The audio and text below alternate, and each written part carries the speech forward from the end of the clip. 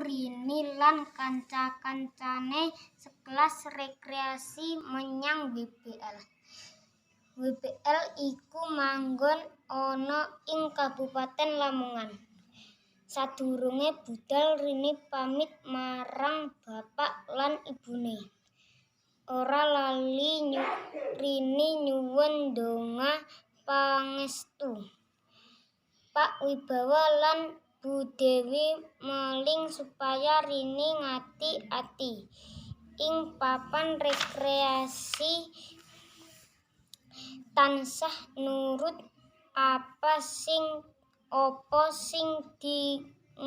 dingendikake bapak lan ibu guru sing ngampingi.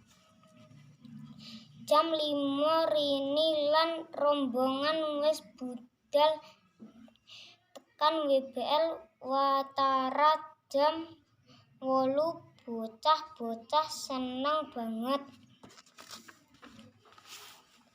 dolanan ana ing papan iku.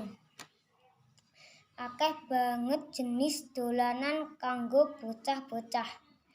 Sakliyane menyang pesisir Tanjung Kodok, rombongan uga mampir ing Guwa Maharani.